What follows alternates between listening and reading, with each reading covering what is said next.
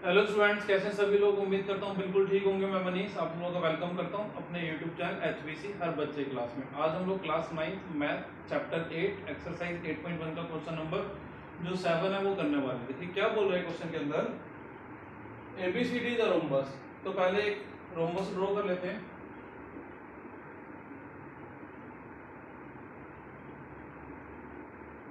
और इसका नाम रख देते हैं हम लोग ABCD। ठीक है।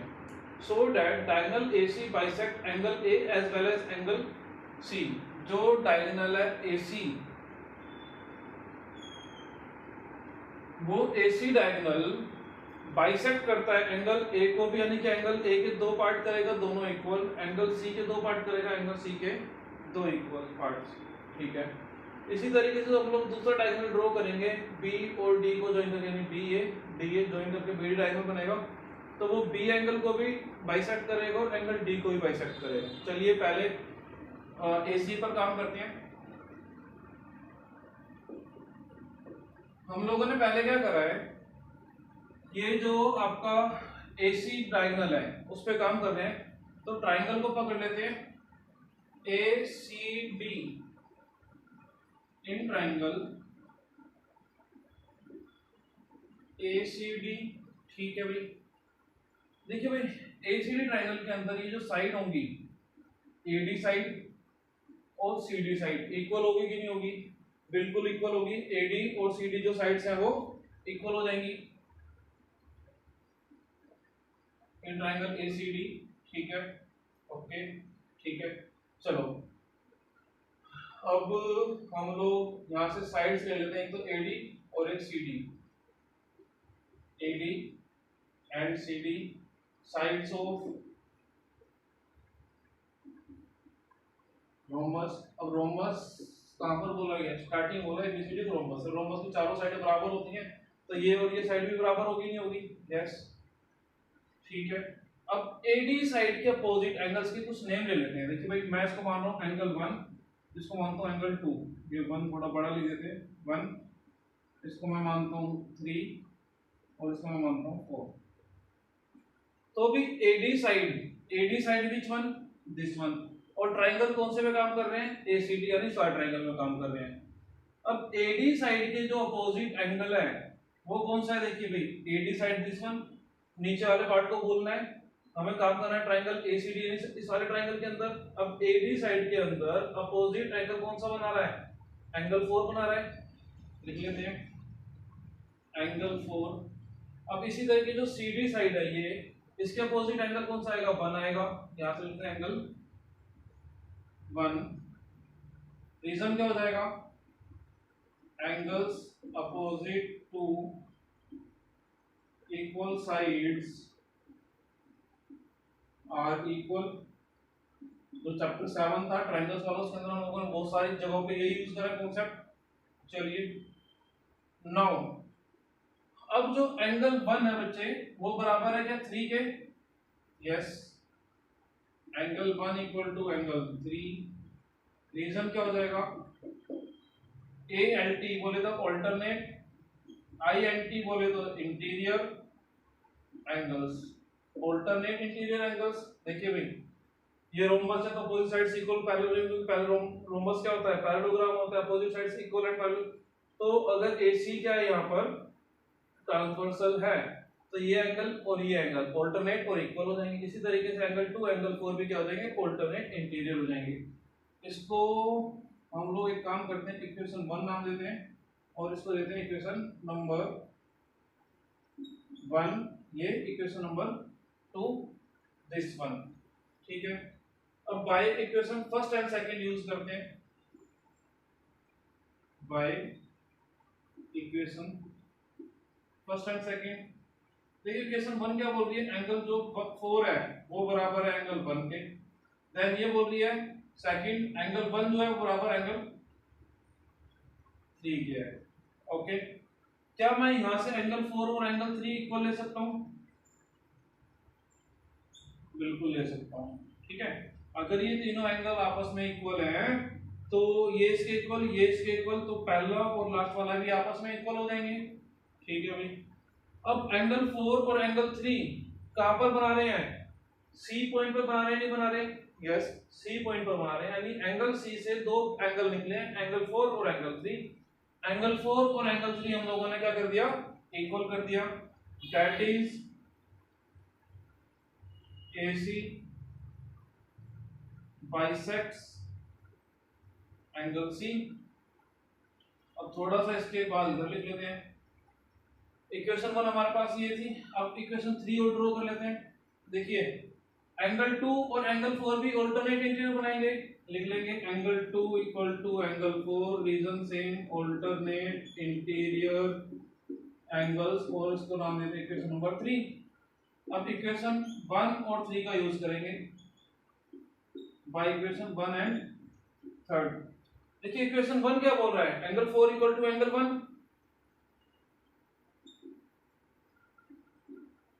देन और इक्वेशन 3 क्या बोल रही है? एंगल जो 4 है वो बराबर है एंगल 2 के, एंगल 4 को बराबर एंगल 2 भी लिख सकते हैं। ठीक है भाई, अब ये चार एंगल 4 एंगल 1 एंगल 2 आपस में इक्वल हैं। मुझे नीड है एंगल ए के लिए, एंगल ए पे कौन सा है? 1 और 2 आ रहे हैं, और ये दोनों इसके अंदर भी आ रहे हैं, तो क्या मैं यहां से निकाल सकता हूं कंक्लूजन? एंगल 1 और 2 भी बराबर होंगे, बिल्कुल निकाल सकता हूं, क्योंकि अगर कोई दो चीज किसी एक के इक्वल है तो वो आपस में भी इक्वल हो जाती है। चलिए भाई, अब एंगल 1 और 2 कहां से निकले? एंगल ए से निकले, that is AC bisects angle A. अब उसने हमें क्या बोला था? एंगल ए को भी बाइसेक्ट करेगा और एंगल सी को भी करेगा, तो एंगल सी को बाइसेक्ट यहां करा दिया, एंगल ए को बाइसेक्ट यहां करा दिया। स्क्रीनशॉट लें, रब करते हैं। चलिए भाई, सेम इसके जैसे आगे करेंगे एंगल बी और एंगल डी के लिए भी।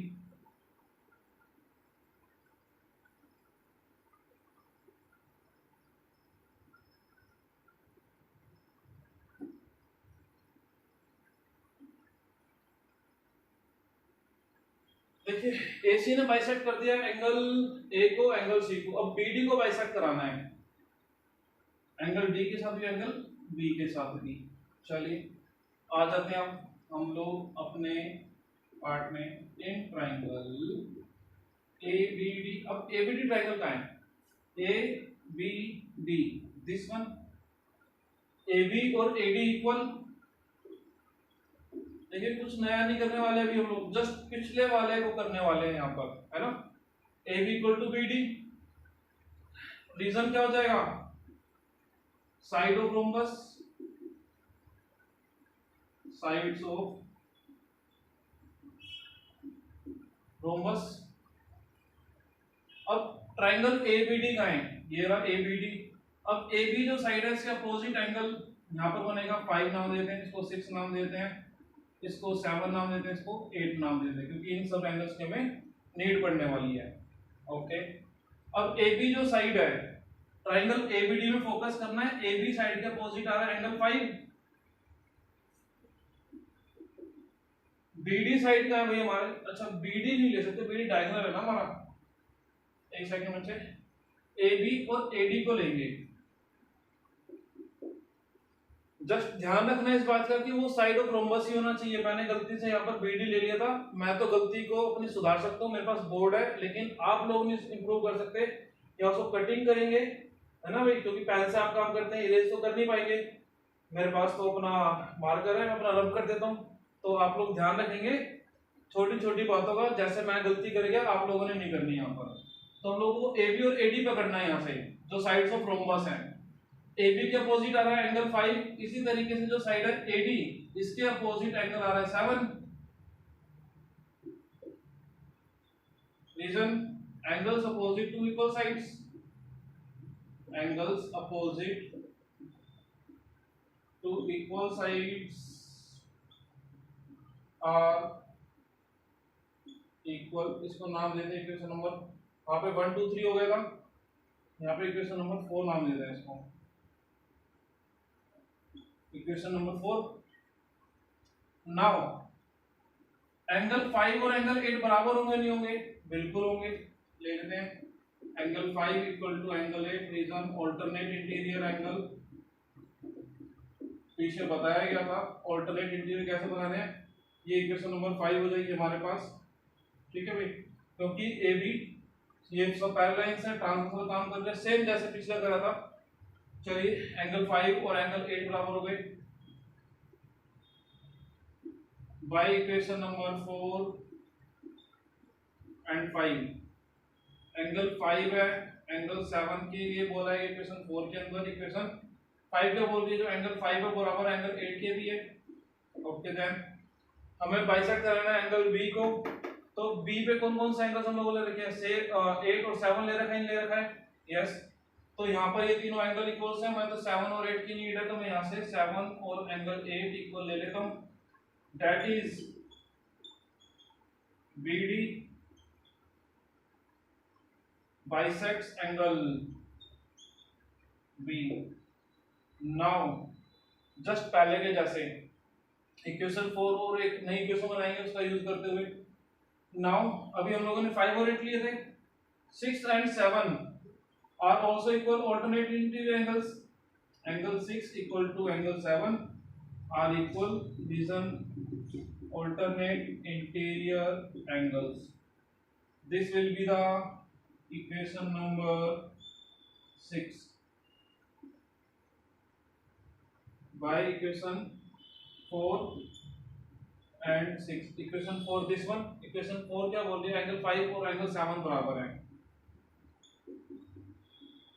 इक्वेशन 6 क्या बोल रही है एंगल 6 बराबर एंगल 7 के, तो एंगल 7 बराबर एंगल 6 के रहेगा।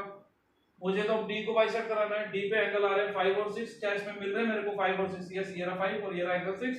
तो मैं यहां से एंगल 5 और जो एंगल 6 है उनको इक्वल ले लेता हूं, क्योंकि कोई भी तीन चीज इक्वल है तो आपस में दो चीजें भी इक्वल हो जाएंगी। अब 5 और 6 देखिए डी पे बन रहे हैं नहीं बन रहे, और दोनों इक्वल भी हो गए। यहां पर बोल सकते हैं that is BD bisects angle D। Solution complete होता है, स्क्रीनशॉट ले सकते हैं। चलिए भाई मिलते हैं नेक्स्ट वीडियो में, बाय बाय, टेक केयर।